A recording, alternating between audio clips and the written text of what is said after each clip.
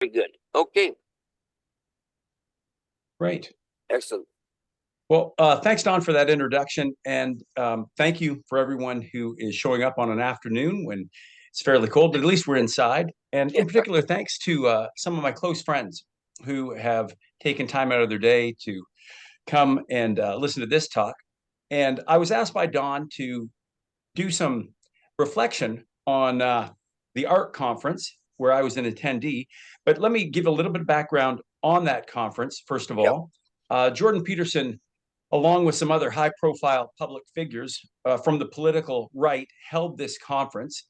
And I'm going to deliver the information that I, as a personal uh, representative, would right. relay. So this is sort of my impressions. It's my lived experience. If I actually wanted to move into the realm of the progressives and use their own language, Right. and this was the inaugural conference for ARC, or the Alliance for Responsible Citizenship. And the conference, I would argue, is worth our consideration because, to my knowledge, it was the largest gathering of conservatives and libertarian activists in recent histories. Right. And if you're a conservative or a libertarian, what happened there may provide insights into our future. Right. Apart from a few offsite events, there were a few times when people took a trolley somewhere. The conference was largely housed in a convention center in London, England. And we know that Jordan Peterson likes things that are symbolic, and it may be the case that England was chosen as the first conference site because it was in the country where the freedoms that we take for granted today were first encoded in law. We go all the way back to the Magna Carta, Sure. for example. And while I'm speculating about the symbolic nature of the conference's geographical location, I'm far more sure about the symbolic nature of the name of the sponsoring organization. Now, as I told you, the name Alliance for Responsible Citizenship, it forms the acronym ARC. And clearly that was intentional because the founders of this group want to call to mind the biblical story of Noah's Ark. And in that story, as most of us know, Mhm. a huge vehicle serves to rescue a chosen people from coming destruction. And I believe that this new organization hopes to rescue as many people as possible from the coming destruction that is being brought by neo-Marxist and woke ideology. But there is another symbolic reference that I think is often missed. I think that the name ARC is also a nod to the ideas of Martin Luther King Jr. You might Mm. recall that King famously said, "The arc of history is long, but it bends toward justice." Right. And of course, when Dr. King was saying that, he was not talking about social justice, as we see it today. He was talking about the arc of history bending toward true justice, the kind of justice that doesn't discriminate based on immutable characteristics. And that really is what ARC, the organization, seeks to promote. It seeks to promote fairness and equality of opportunity for all, regardless of their immutable characteristics. So the name obviously was symbolic and it alluded to some deeper meanings. Now, unlike the story of Noah and the ark, where only a small group of 8 people are invited for a stormy 40-day ride, this ARC conference, which was launched in England, had about 1,500 attendees, and they were welcomed aboard for an enjoyable 3-day adventure. Of course, it being England, there was still a lot of rain. But during the 3 days, we experienced keynote presentations and one-on-one networking. That was really the gist of the activities. The conference itself was by invitation only, and as near as I can tell, to get an invitation to the ARC conference, you had to meet a couple of criteria. First, you had to have a reputation and some evidence of repeated public fights against woke ideology. That is to say, the people who were invited were public pugilists, they were fighters. And secondly, somehow I think you needed to have a connection to Jordan Peterson himself. And the fact that 1,500 people filled the place suggests that Jordan Peterson has a lot of connections to a great many people. Right. There may have been other factors at play, but those two are the ones that really stood out to me. And as an attendee at the conference myself, a few other observations also stood out. And it's to those other observations that I want to dedicate the rest of my talk. So, to be specific, I'm going to focus on 3 observations And I've organized my thoughts under 3 catchy titles. The titles are The Ground Game, The Elephant, and The Epiphany. So first, let's go to the ground game. And I have to say, there really wasn't one. And what I mean is that discussion of a ground game was not part of an official agenda. And given that it wasn't even discussed, it's obvious that the ARC organizers had no plan to implement a ground game. And I realize that some of you might not be familiar with every obscure political term. So let me define ground game. In any cultural or political movement where you're trying to bring about change in society, you need the air war and the ground game. Now, the air war is all about high-level messaging. It involves speeches and advertising from the movement's top leaders to their mass audiences. And the goal is for the leaders to inform and to persuade the general population. The air war identifies the problems and it offers a better vision for the future. So the ARC conference was all about the air war. The official program was primarily keynote speakers and they were esteemed thought leaders. They were talking about a better vision for the future. But there was no talk or preparation for a ground game. Usually when it happens, it involves developing a specific plan at the top, but then franchising that plan out to the local cells in the community. These local cells are the boots on the ground, and they enact the plan across a country or across multiple countries. So if the air war is about a few people saying things, then the ground game is about hundreds or thousands of local people doing things. And again, the ARC conference was all air war. There was no planning or execution of a ground game. And here's why I think that it was a lost opportunity. So picture this. We have the 5-star general, Jordan Peterson. He's called his troops together. At great expense of both time and money, his troops have answered the call and they've gathered. But once they've gathered, he didn't provide any specific marching orders. He didn't try to create a more formal association between members. There were no senior officers commissioned. There were no units or battalions formed. There was no plan of action established, no specific goals set, even if people were willing. Okay, now I understand that those who attended the ARC conference were encouraged to network with each other. And there was a lot of that. And I remember attendees of ARC are strong supporters of personal responsibility. And they had track records of that, of doing it for themselves. So in some respects, the organizers had every right to assume that attendees would form their own small groups and come up with their own solution. But I think that was a flaw, because history shows the most successful social movements have a command center that creates a template to follow.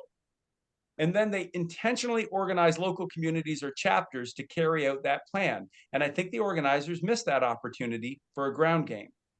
Not everyone would have wanted to participate, but we'll never know how many would have.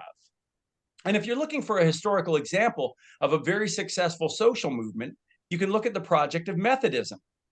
Methodism was both a religious and social movement started by brothers John and Charles Wesley. And from Methodism came the temperance movement, the women's suffrage movement, the child welfare movement, later the Salvation Army and other social movements. When Methodism began, similar to Christianity itself, it consisted of a group of about 12 men meeting in a university library. But through the establishment of cell groups in church basements across the UK and North America, Methodism grew to be the largest religious and social movement of the 1800s.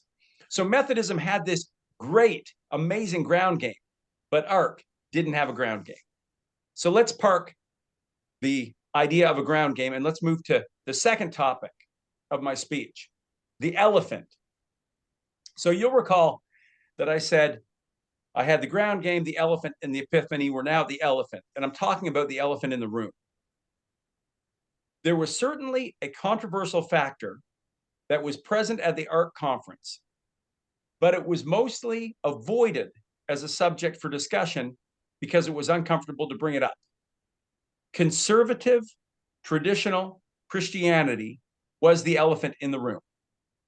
Now, I've been to conferences run by conservative Christians for conservative Christians, and this conference looked and felt in many ways similar. So let's start at the level of the organizers. Apart from Jordan Peterson himself, the lead planners of the conference were two evangelical Christians. There was Baroness Philippa Stroud, who's a British conservative politician now. She's in the House of Lords. And there was UK billionaire and hedge fund manager Paul Marshall. Again, both of these are evangelicals. If you're not familiar with that term, here's a brief definition. Evangelical Christians are conservative Christians in the Protestant tradition. Evangelicals take the Bible as authoritative. What it says is true, and what it requires in terms of personal morality is not optional for an evangelical. So now we get back to Philippa Stroud. Philippa, in addition to leading the planning for the conference, she also served as the MC of the event. And in her role as MC, she told us that the theme of the conference was a better story. So this slogan, a better story, it appeared on much of the promotional material for the conference. And it was referred to repeatedly by Philippa Stroud each time she took the stage as MC, but it was also repeated by many of the keynote speakers. We need a better story. We need a better story. The idea of that motto, incidentally, was that our cultural elites are telling us one story about who human beings are and what society should look like, and we needed to tell a better story. But here's where it gets interesting to me. I looked into where a better story comes from, that slogan, and it comes from the book, A Better Story, by conservative Christian theologian Glenn Harrison. Now, Harrison's book, the full title of which is A Better Story, God, Sex, and Human Flourishing, is all about how traditional conservative Christian values can save the world. Harrison's book, though it was never mentioned specifically at the conference, obviously underpinned the key hopes and the goals of at least some of the key organizers.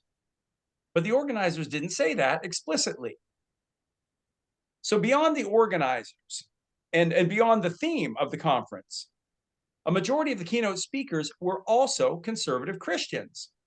Some of them were professional clergymen. And as clergy, they were actually the exception among speakers. They came closest to referencing the Christian faith directly. For example, there was a Pentecostal pastor, Agu Arukyu, and he was senior pastor or is senior pastor of Jesus House for All Nations Church in London, England. And when he spoke, he talked about how following the king will get society going in the right direction. Interestingly, he never used the name of Jesus as the king, but it was absolutely clear from the context who he meant, and he referenced scripture. We also had Pastor Joshua Luke Smith speaking. He was a prominent fixture, in fact. He spoke a few times at the conference. It was almost like he was delivering a morning devotion. He delivered it in a very creative way because in addition to being a pastor, Joshua Luke Smith is also a poet. And his morning talks were carefully planned beat poems. They had Christian imagery. And because there was Christian imagery and it was really well crafted, the ideas that were explicitly Christian became more easily accessible. I'm trying to say that his rhythms and his rhymes softened the content for anyone who might have been offended by overt Christianity. So that was interesting too. And then finally, related to clergy, there was the Catholic theologian, Bishop Robert Barron. Now, Bishop Barron is well known on the internet. He does a Sunday sermon that gets hundreds of thousands of views. And he spoke, and at the conclusion of his talk, he made a very explicit Christian claim. He was quoting the Apostle Paul, and he said that we become free when Christ is in us. And that might have been the most explicitly Christian comment made at the conference. He actually got a standing ovation, which then signals the mindset of some of the people in the audience. So outside of the professional clergy, there were other keynote speakers, as I said, The majority were Christian scholars, politicians, and artists. So they're politicians who were known as Christians. They were artists who were known as Christians, and the scholars known as well. So the second group, who weren't clergy, but decidedly Christian, like the slogan of the conference itself, they did their best not to make any direct references to their conservative Christian foundation. Instead, they talk more generally about Judeo-Christian tradition or Western values. Now, interestingly, on some occasions, the few keynote speakers who weren't Christians, so this is a third group, they actually were more explicit in their promotion of the Christian faith, than those who were devout. They would reference faith in relation to the core values, and they'd say things like, we need those values as a medicine powerful enough to cure the disease that's gripped the world. I'm thinking of people like Percy Ali, who subsequently, I'm told, has now become a Christian, but she was making allusions to the fact that Christianity is needed. So there was all this muted Christian influence. But on the last day of the conference, this decidedly Christian influence, this elephant in the room, was finally acknowledged. Jonathan Pageau is a great friend of Jordan Peterson. He's an artist himself. And when he was delivering his keynote speech, he began with a question. So he's addressing the crowd of 1,500 attendees. He's up at the front and he asks, just out of curiosity, how many people in this room are explicitly identified as belonging to a religious faith or religious tradition? And I'm sitting close to the back, and as I watched, about 85 to 90% of the hands in the room shot up. So it was no longer possible to avoid the truth. The vast majority of the attendees, these people who Jordan Peterson has identified as the leading cultural warriors, were seriously religious people and mostly conservative Christians. At that moment, I was struck by both a paradox and an epiphany. So I'll get to the paradox first. Here's the paradox. We're at a conference ostensibly to prepare for war, a culture war, but a war nonetheless. It's organized by this 5-star general, Jordan Peterson. And the vast majority of the soldiers assembled are conservative Christians. These Christians are a group that Peterson respects, but paradoxically does not want to join. It makes us wonder, does it matter that the leader of a movement doesn't share the core convictions of the most passionate and productive members? Now, that is a discussion for another day. Let me get to my epiphany, because there was another question that I answered in my own mind that came from this paradox. We've come to the last portion, if you're wondering, by the way, the last portion of my presentation, and it's the epiphany.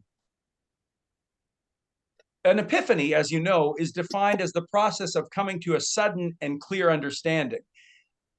But in this case, I'm going to be honest, my epiphany is only partial. I think I'm onto something, but I haven't fully worked it out in my mind yet. So forgive me if I communicate this roughly and somewhat vaguely. So here's what I've come to. The ARC conference took as its prime directive the telling of a better story. That was the refrain that was mentioned again and again. A better story. Let's tell a better story. It encouraged all the attendees to go into the world and tell a better story.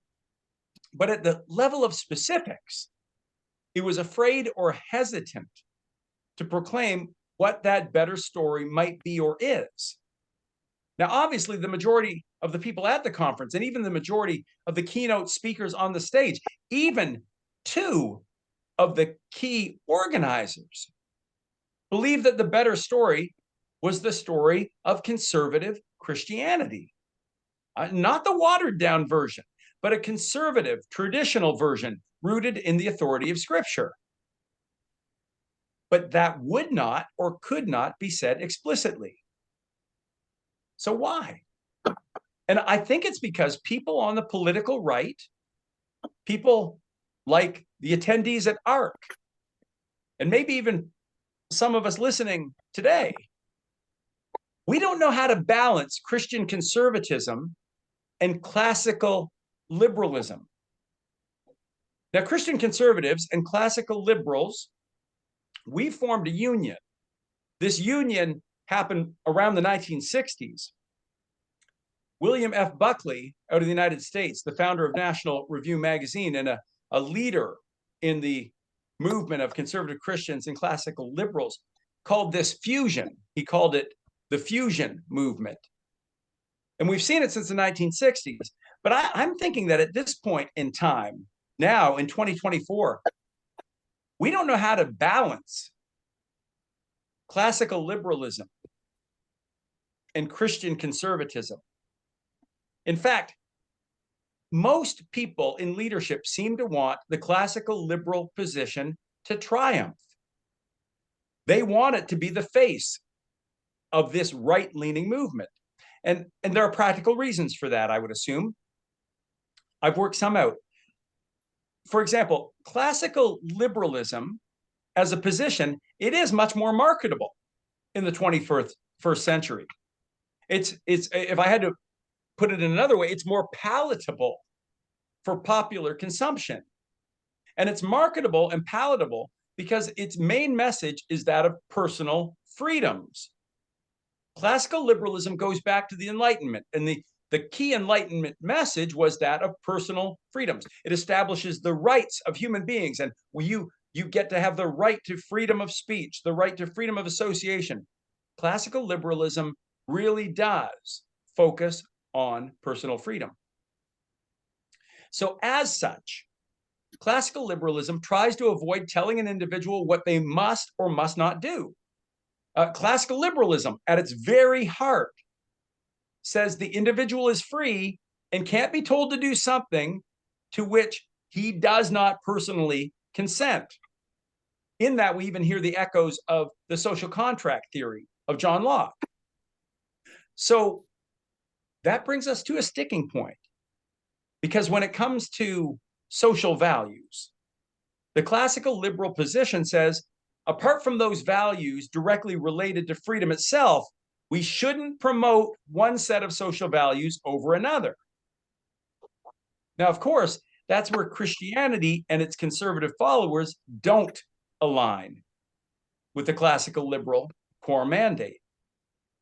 And it's at that point that conservative Christians aren't as welcome to the party. Remember, the popular face of this movement is classical liberalism, which again is holding up personal freedoms as the ultimate goal. So Christianity, conservative Christianity, becomes unpalatable for popular consumption. In contrast to classical liberalism, conservative Christians truly believe that the founder of their faith commanded them to publicly promote one set of social values over another. And I'm probably preaching to the choir here, but for example, in the Gospel of Matthew, Jesus commands his followers, therefore go and make disciples of all nations and teach them to obey everything I have commanded you. Jesus says that his followers are to get people of all nations to obey what he taught. That is not a live and let live attitude. That is not a let's agree to disagree proposition. It's an exclusive claim that there is a right way and a wrong way, and Jesus's followers must actively promote the right way. And moreover, they have an obligation to do it in the public sphere. They're not just to share the right way in their own homes, in their own congregation. Jesus explicitly says his followers are to teach people at the level of the nation, where laws are made and agendas are set. Now let's imagine someone who's a classical liberal hears that. Obviously, that is a very uncomfortable idea. It runs completely counter to what we've been told is pluralistic, tolerant behavior. So we can see why, on the surface, classical liberalism is much more marketable and much more palatable because it avoids the minefield of making explicit value claims beyond calls for freedom. And as the ARC conference sought to mute the explicit Christian influence that was obviously there, maybe we can understand why that was done. Maybe it was to make the conference more marketable, more palatable to current public tastes. But obviously, I think there's a problem with that. And the problem was also on full display at the ARC conference. Classical liberalism, as I said, has made personal freedom the highest good. And as such, it's very good at alerting us when our freedom is lost. It can tell us when the state has gone too far. But the problem with classical liberalism is that it cannot tell us the best way to live. It provides no normative standard of behavior apart from don't stifle the freedom of consenting adults. We saw that at the ARC conference. They kept petitioning everyone to follow a better story, but they couldn't say what that was. And here's another problem, another point lacking within classical liberalism. Classical liberalism, because it has no normative standard of behavior, it's very willing to tolerate many things that most would categorize as vile, because its default is tolerance for almost everything. And it's that overarching penchant for tolerance that teaches the person who is the staunch classical liberal not to do battle with the forces of evil. Indeed, classical liberals might just tell you that evil is often in the eye of the beholder. And this is where I think Christian conservatism has the upper hand. But this is also where Christian conservatism is more controversial. Christian conservatism provides a set of normative values, a standard by which we can gauge if something is morally good or evil. And when something is measured against the Christian standard and found to be evil, Christian conservatism insists that one has a duty to be intolerant toward it. So I think I've talked for over 20 minutes, and let me grow to a close. I called this last portion of my talk my epiphany. And I also said it's not fully formed. But if I had to summarize what I do know for sure, the best way to do it might be with a quote from the ARC conference itself. I mentioned that there was a pastor, Joshua Luke Smith, and he spoke every morning at the conference, and he'd deliver a spoken word poetic performance. Well, in his last performance, one line from one of his poems, it struck me. I don't think that most people noticed it. I noticed and remembered it because it highlighted the tension between classical liberalism and Christian conservatism. Here's what the pastor said. He said, "You cannot bear the weight of liberation unless you can carry the cross too." And in that very pithy phrase, I think is the truth.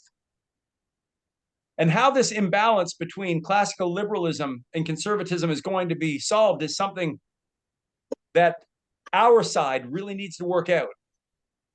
And certainly Jordan Peterson and the other organizers of ARC are going to have to figure out a solution if they want their movement to advance as it could. So their next conference to be held is in 2025. So they have over a year to come to their own epiphany. Those are my thoughts. Thank you.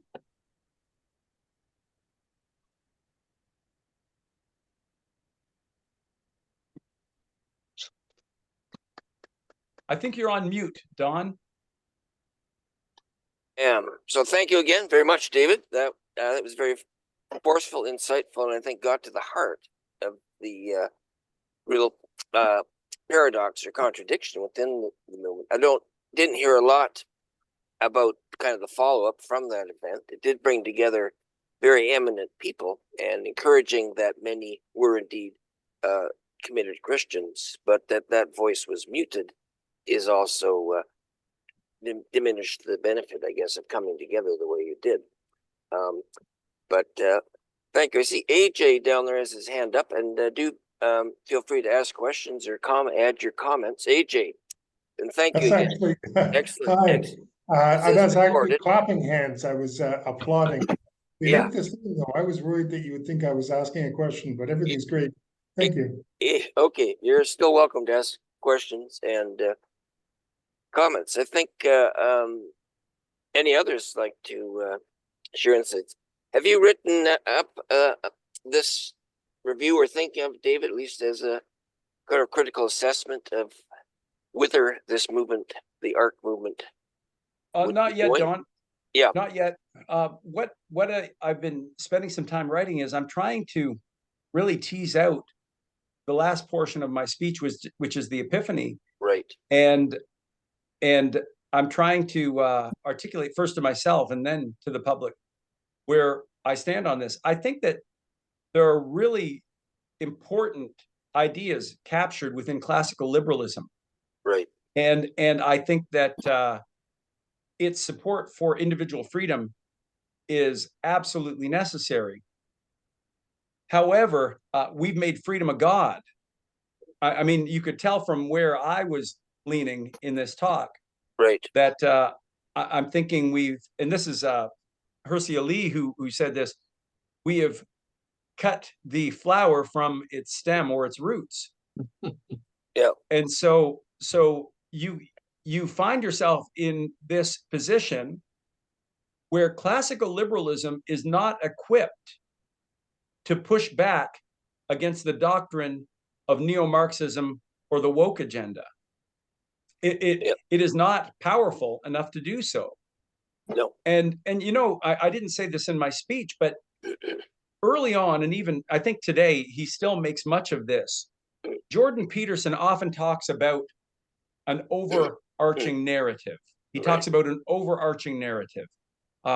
He talks about how the postmodernists now deny an overarching narrative, but historically, the Anglosphere, the West, has had an overarching narrative. Well, given that he's so aware of that, it's interesting to me that he doesn't push harder and say, maybe we really do need to embrace the overarching narrative that brought the success, the prosperity, and even the freedom and liberty that the West enjoys. And there's no getting around. That was conservative Christianity or traditional Christianity, or if you like, let's even call it classical Christianity, so that we can better juxtapose it against classical liberalism. I see we've got a hand up from Amir. Yeah, Amir. And unmute yourself, Amir. There you go. Yeah. Okay, yeah. Thank you very much for the wonderful, informative discussion or observations that you had from that conference.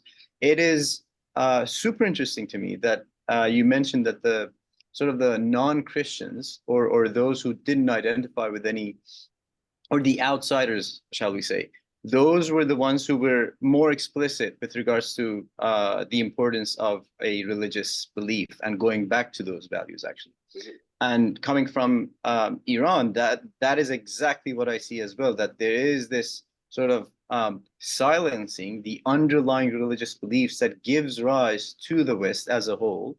And that is obviously a huge problem. But I had a quick question. When it comes to the those who hold on to classical liberalism, was there any discussion in the ARC conference, or were there any ideas pertaining to the sort of the Kuiperian model of thinking that, you know, you have the spheres of sovereignty and the authority that we give to a government is not absolute and all the rest of it? Were in a biblical defense of of the West, were there any discussion of those spheres of sovereignty in the conference? So the Kuyperian spheres were not mentioned. So Abraham Kuyper, as I'll just elucidate, was the prime minister of the Netherlands, and he was also a theologian, and he put forward this idea of multiple spheres in society where the magistrates have their role, the politicians have their role, the religion has its role, and they actually are complementary but also distinct. But there was no mention of that, and for the most part, the accommodation for Christianity was just not mentioned at all, right? So again, just to recap what I was saying about what did get said. So you had clergy who did speak distinctly and explicitly about Christianity, although even that was softened a bit. The Pentecostal pastor, he used the king as opposed to using Jesus all the time.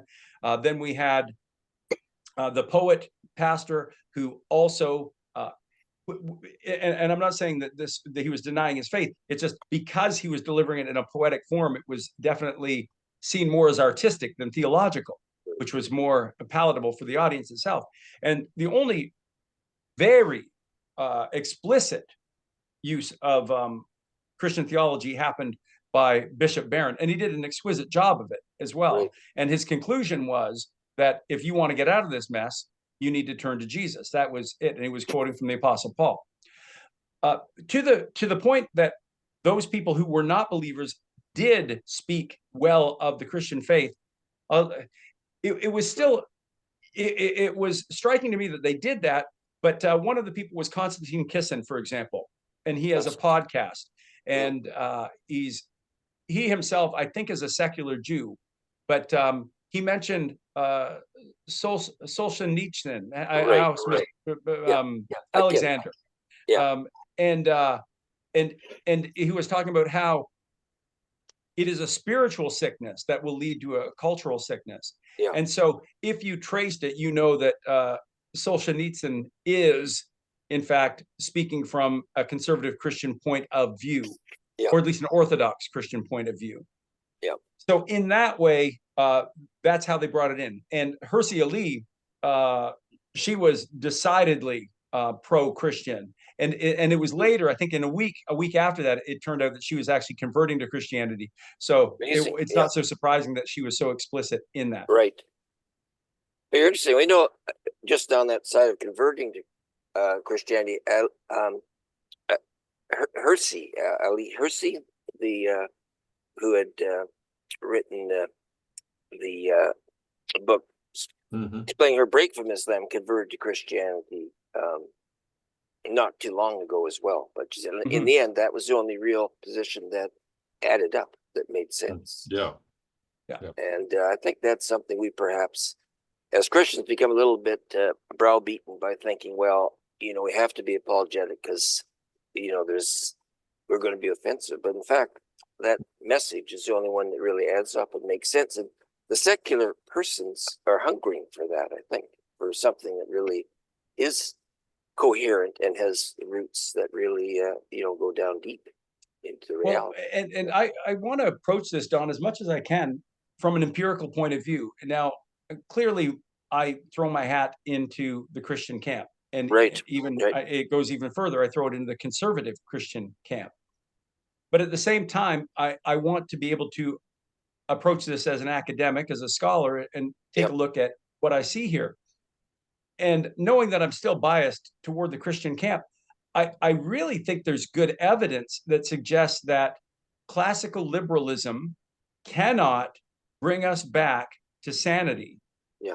I don't think it can. And I'm basing that almost on an empirical argument. Well, no, it is an empirical argument, a historical empirical argument. We'll call it historical empiricism. Yeah. If we wanted to look to see how we got our freedoms, how we came to be the nations we are in the Anglosphere in the West, but in particular the Anglosphere, because it was a very unique form of Christianity that starts in England and also to a certain extent in the Netherlands as well. Let's not forget the Baptist movement begins in the Netherlands, actually, under John Smith. So there is that Protestant Right. side to this. And without equivocation, we can say that in those countries that embrace that conservative Christian Protestant model, that is where the greatest freedoms flourished. And so knowing that that was what underlies, or that really was the foundation for classical liberal reverence for freedom. I mean, the freedoms they enjoyed were caused or grew out of conservative Christianity. But now let's reverse that. It is impossible for us to imagine that on its own, classical conservatism could produce its own freedoms. Right. There's nothing within its fundamental ethos. It's nothing within its value system, right? So what is it within the Christian value system? The idea of everyone is in the image of God. You start at that spot. Well, what do you get there? You get human rights. How do we get this notion of tolerance? When Jesus says you've got to love your enemies. He is the only religious or ideological figure who made that very paradoxical statement, Right. love your enemies. But it's that very statement that is the root of tolerance that you see in Western societies. This notion that you can say something I disagree with and I'm not going to do you harm. Now, we haven't always been successful at working out what it is to love our enemies, but we can say unequivocally that it is only in those countries where that Christian ideal happened to form the foundation of laws that you then see classical liberal values for freedom generate. Yeah. Very. I see a hand up. Yes, there, Carolyn. Go ahead. I'm really enjoying this talk. I'm glad to be listening.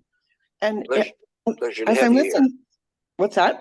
I say it's a pleasure to have you here. Oh, thank Welcome. you. All these thoughts are coming to my mind as you speak. And one of the tricky things, I totally agree with what you're saying. Like, Jesus is the perfect example of tolerance and love that is not just the peace at any price, or give it, Right. yes, say yes or be kind. It's a love that frees people, and it's a love that also suffers sacrificially. So what I find is, like, so many things are tricky about what you're talking about, David. And one of them is just, I've been thinking about the fact that we just are swimming in lies in our culture on so many levels. And of course, the truth sets you free, but sure takes you along a tough journey first.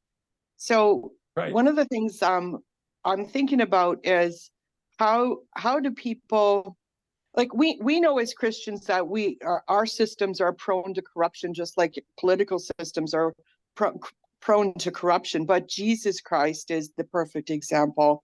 And that's why all those songs say, keep your eyes on Jesus, not on the people, right? So how do you kind of assert the truth there when we're swimming in lies, and they're very intentional lies, like about there were no bodies found yet in that residential schoolyard, right?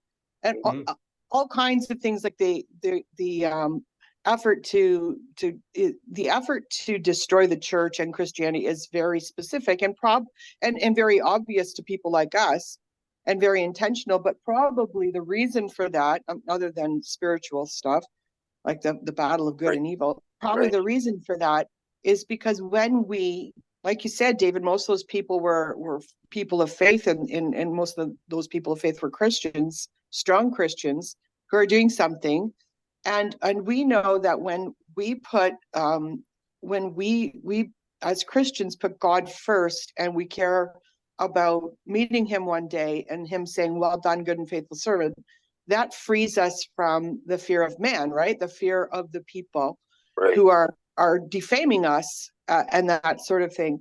So they want to get rid of us or destroy what we're doing, because we're in their way. We're in the way of Marxism, and we know that they destroyed the church and the believers for that exact reason.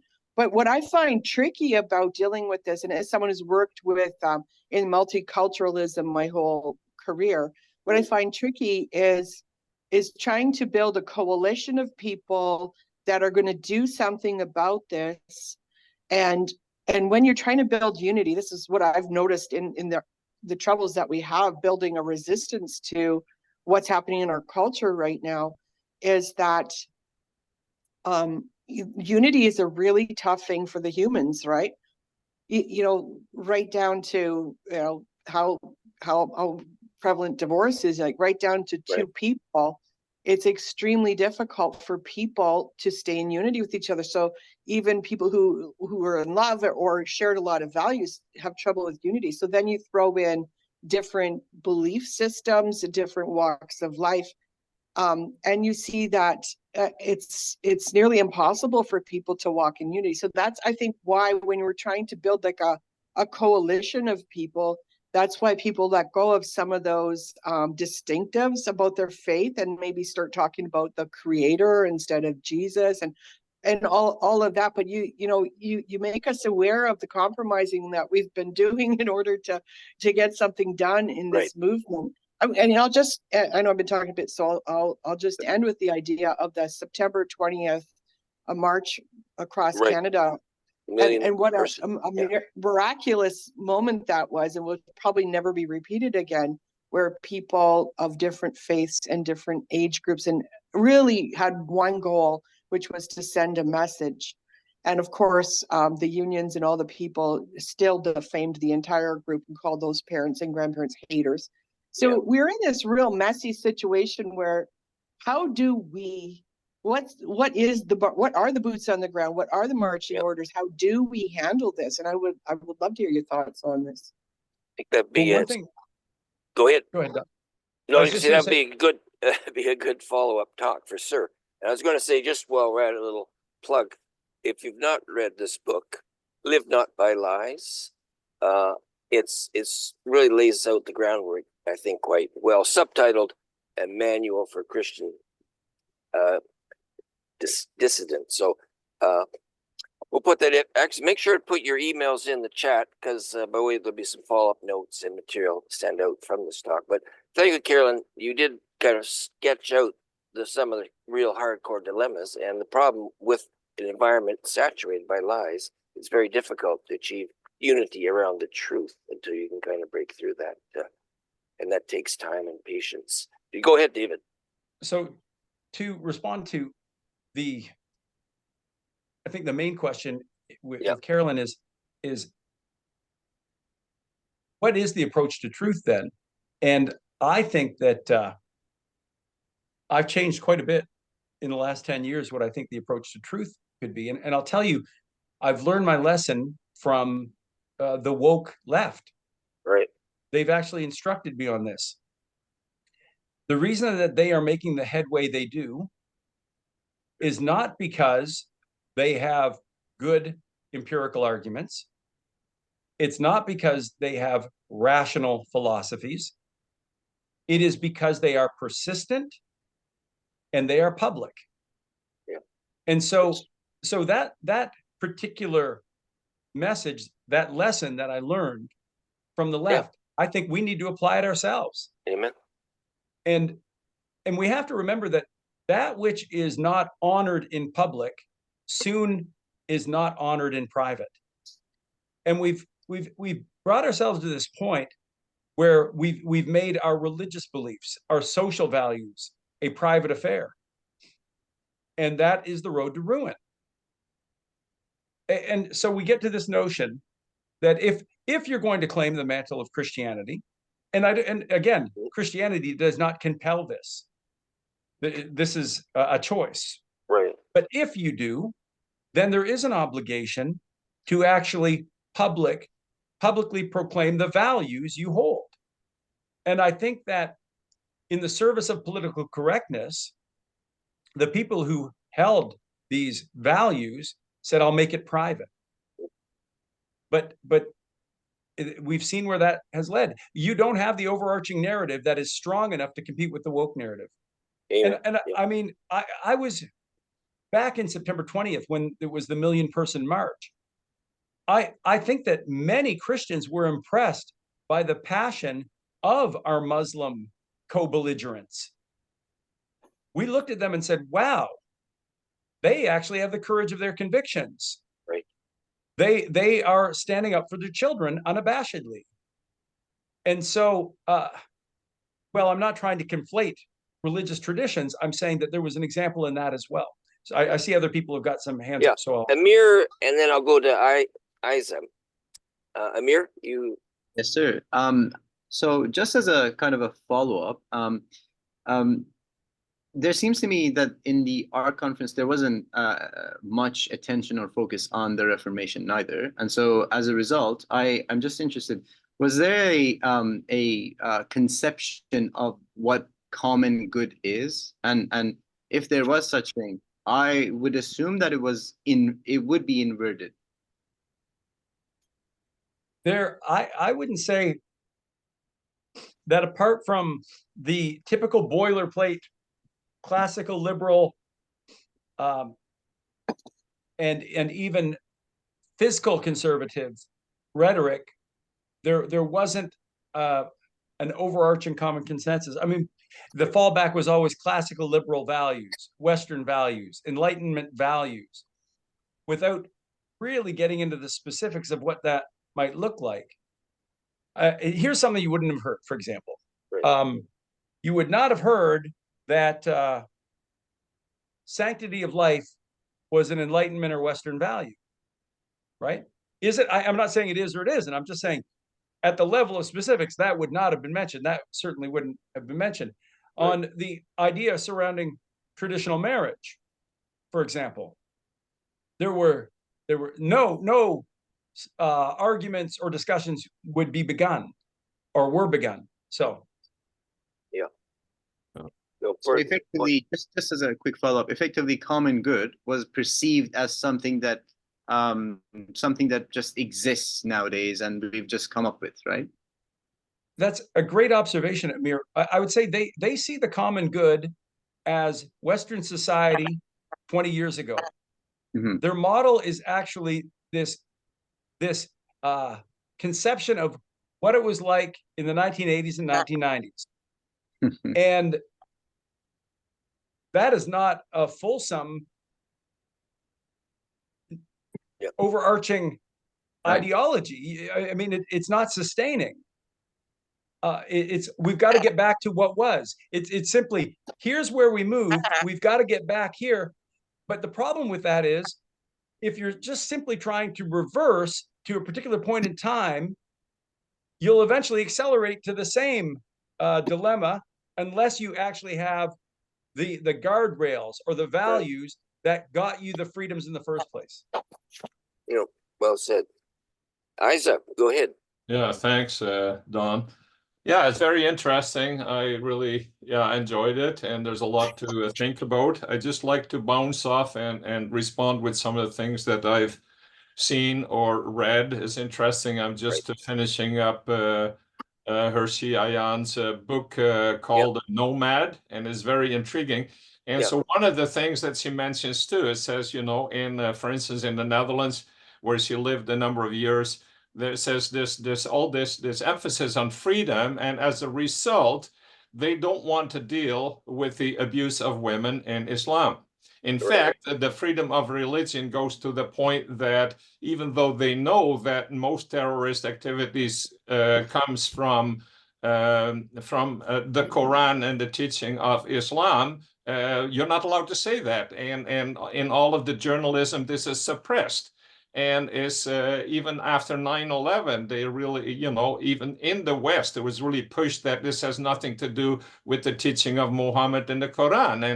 And Ayan Hershey is very blunt about it, like Nabil Qureshi was earlier. Like, oh yeah, it's right there. It's there all the time. Like kill the infidels and this kind of stuff is right there.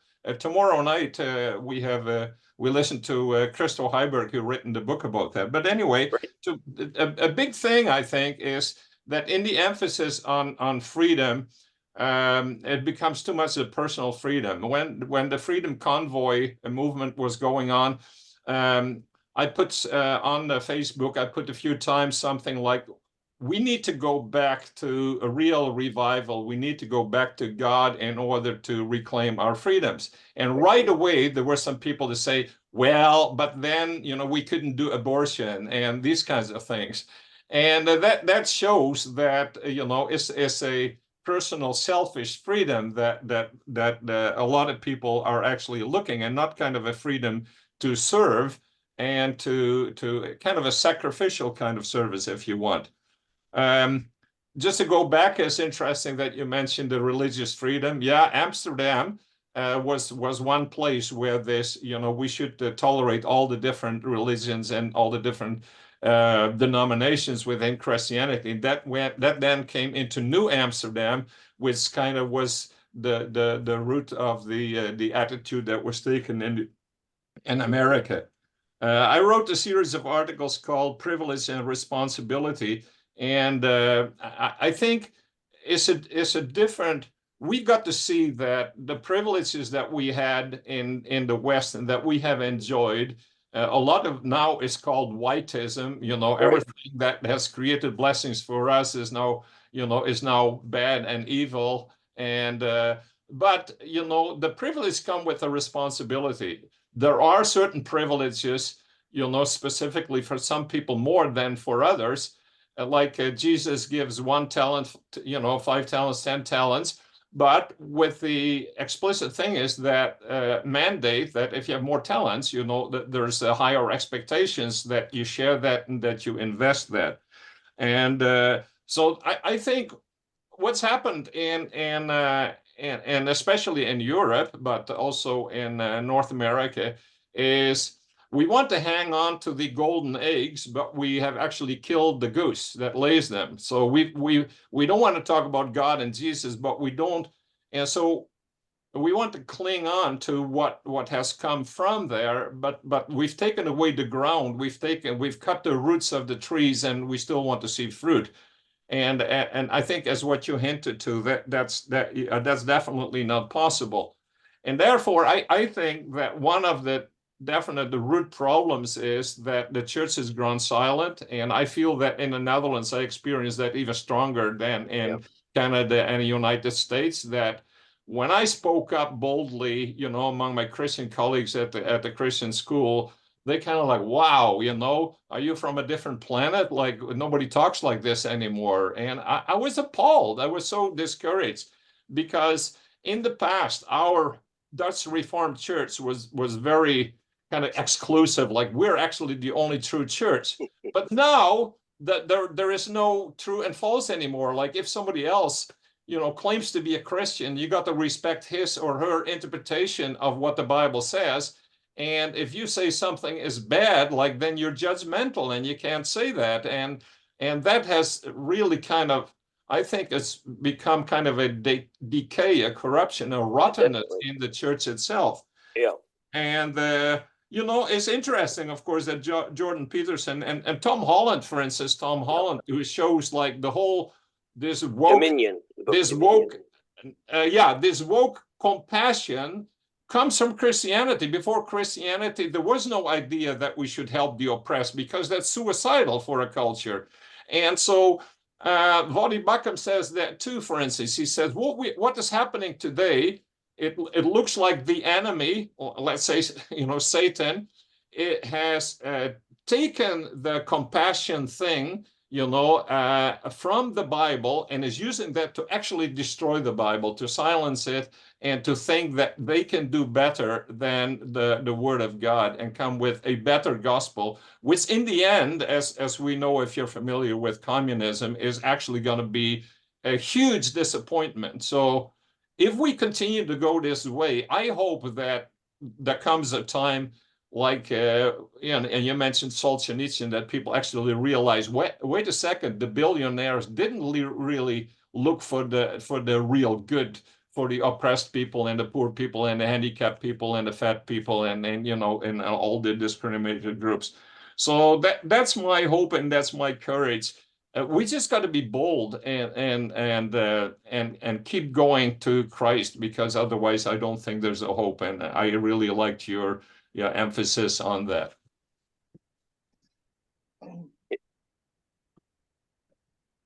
Yeah, a lot there. Comment. One of the things that maybe if our conversations are just kind of coming to an end, one last thing, and this is what Isaac brought to my mind, was this notion of obligation. Yeah. And as I've looked more and more at the contrast between classical liberalism and Christian conservatism, one of the defining features is that Christian conservatism is unafraid to embrace obligation. Right. And in some ways, the woke left and the classical liberal are very similar in that they always, or very often, are talking about rights.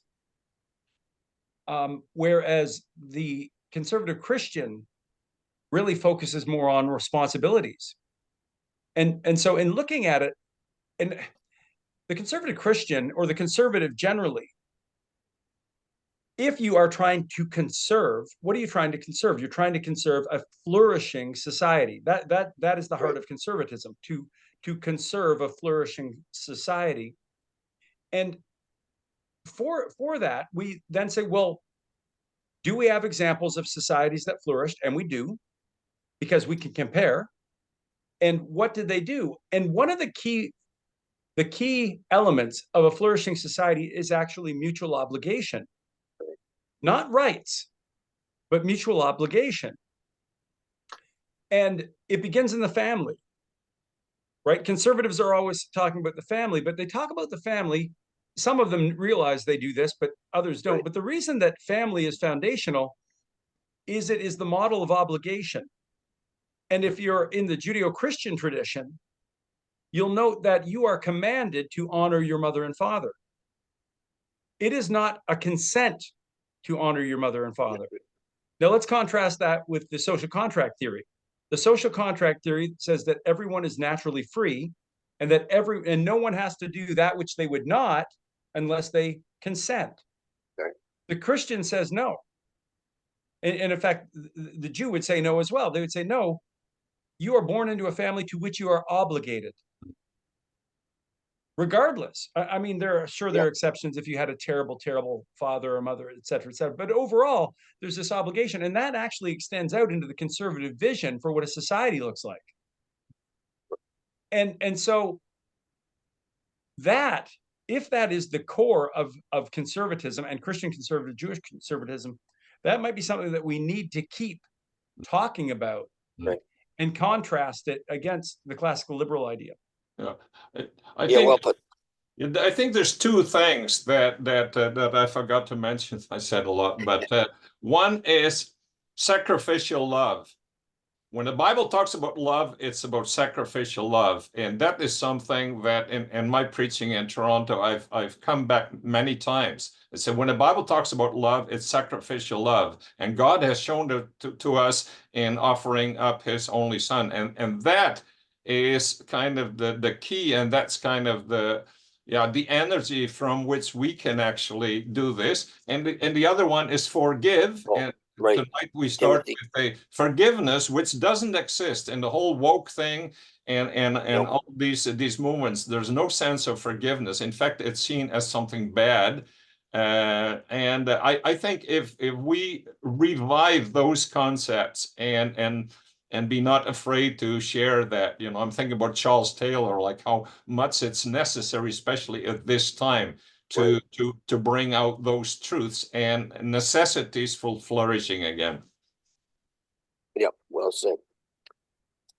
Well, I appreciate we've covered a lot of important ground and issues. I think that bear, further thought, and I think also the need for the Christian community and our Christian leadership, pastors and so forth, to really begin to cultivate a common mind and a public mind towards these issues, that there is a position that Christians really should articulate in love and compassion, but that, there is already a proven way of flourishing, and, obedience does bring blessing, and the the reality of the Christian faith, when properly, that's what Tom Holland covers, really has an amazing record of all aspects of human life being improved, and just the main things we value, whether it be hospitals, universities, you name it, all came out of Christian vision of life. And Solzhenitsyn said, well, of course, in his temple and address, men have forgotten God. The root of our problem, men have forgotten God, and we turn from God, we do get into a lot of trouble, and we're certainly seeing that in our culture in so many ways. David, just maybe a final question. Very excellent presentation overview, but what's your advice, I guess, for that's my grandson calling, just 1 second, the church, and where how we can begin to move from these insights to a more public and effective position, where we actually become salt and light in our culture and not just drifting.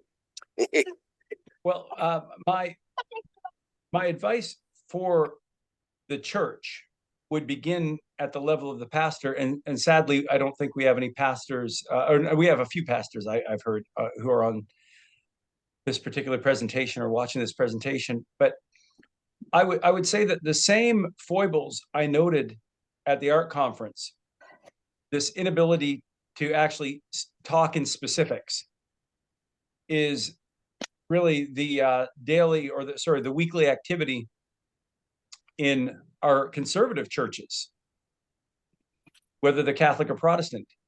I've been in church after church after church where I've heard a pastor say, I'm very concerned about the cultural direction.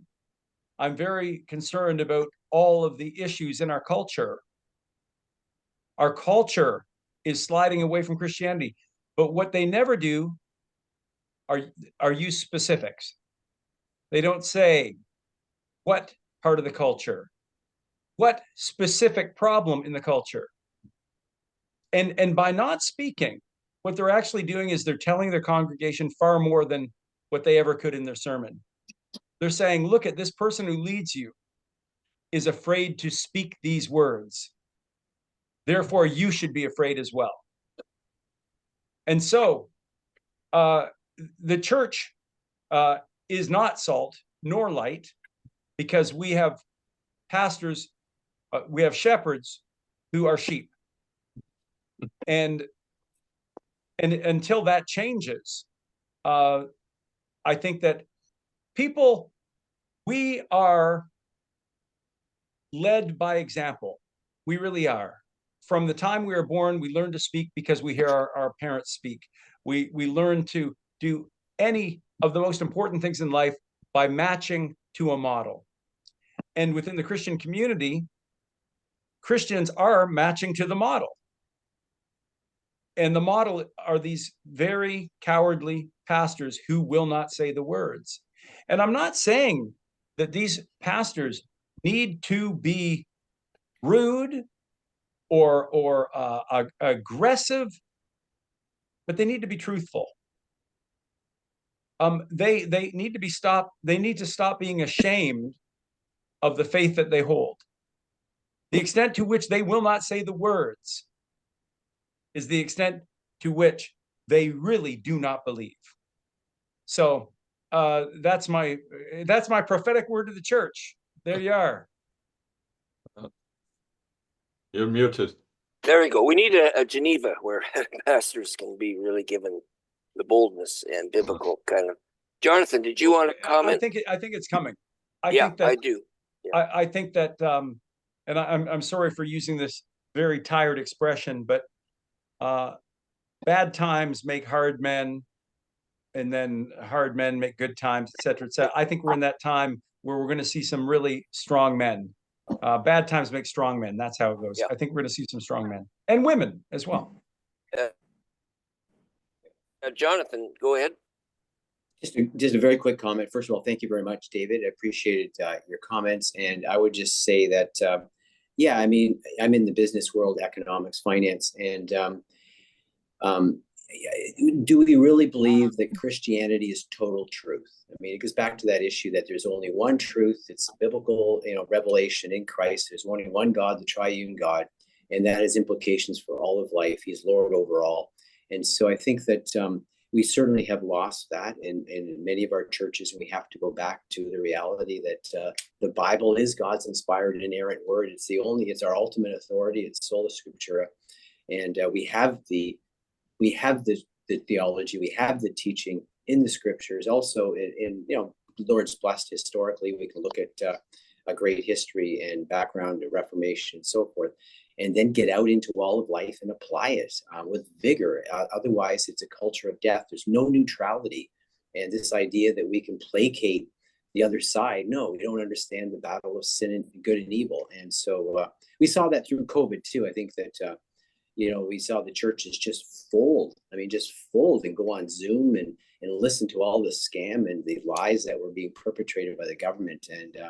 And so it was a good indication of how weak we are. But we need to look to the Lord and full steam ahead and get back to the word, the scriptures, and then applying it into all areas of life. As Schaeffer says, it's total truth, right? Truth with a capital T. There's only one, and we have it.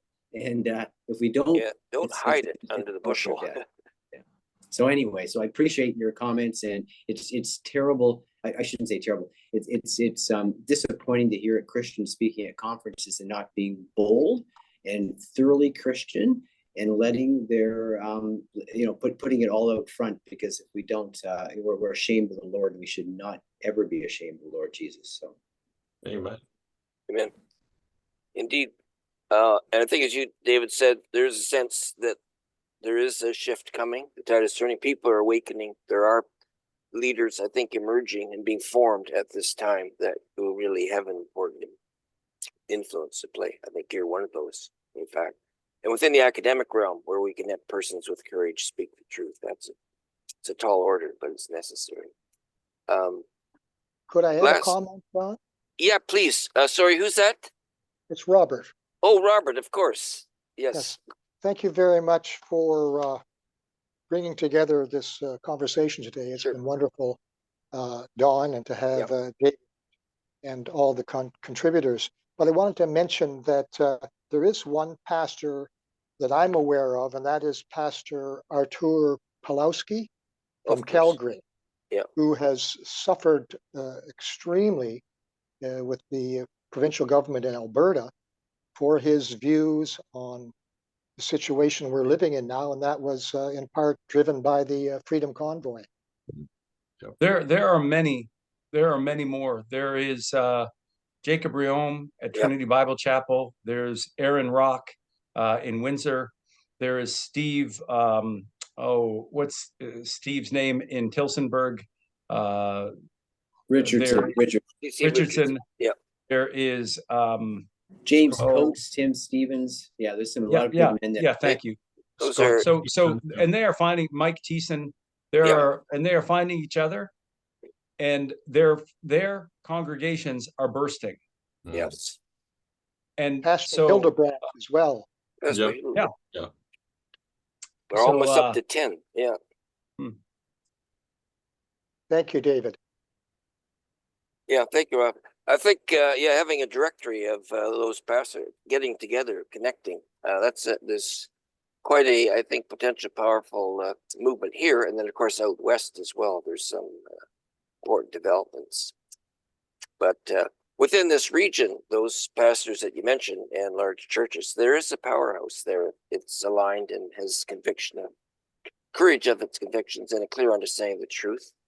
And also covered with compassion and concern. Like we were really dealing with a very broken, disturbed, and unhappy world. I mean, that's really on a dead end course. And we have the light, the truth, the words that can liberate. So I think that should give us further courage and really energize us to really, indeed, not live by lies, but to live in the truth making us free. That's above the entrance to Victoria College at University of Toronto. They have that text from John, that the truth shall make you free. And I think we need to really double down on that point, as we have, and that the truth is indeed a personal experience of Christ in the most fundamental way. that enlightens everything. In his light, we see light. Again, thank you, David, for taking time, and everyone My for pleasure. participating. This is recorded, but also put your email in the chat if you're not on the list, just to get further updates. There's a lot of excellent material that relates to what David has shared, and I'm sure, David, you'll be developing your epiphany further. And Yes, yeah, I yeah. think, I think that it really it's something that I'm enjoying thinking about. yes, So I'll keep working at it. we'll look forward to that for sure. And for the rest, I thank you, everyone, for attending. I'll leave the chat box open and put your email in. And all of you then have a good evening. God bless, be with you. And I think we need to take courage and realize that the desperate situation is precisely where, in fact, the reality of the truth that we have in the gospel really is liberation. It is the true kind of liberation. And you look in the popular culture, I mean, it is just it's unforgiving, it's hostile. The wokeness is just a spiral down into the most destructive tendencies of human nature. It's not a good thing. So people are crying out, I think, for freedom from this. All right. Well, thank you, everyone, David, Thanks. and we look forward Thanks, to it. Dave. Now, Bye, everyone. Thank you. It was Thank great you, to see Don. everyone. all together. Yeah, I'll keep Thank that. you. Toodaloo. Peace Yep. be with you. Bye then. Yeah. Bye. I'm going to stop the recording.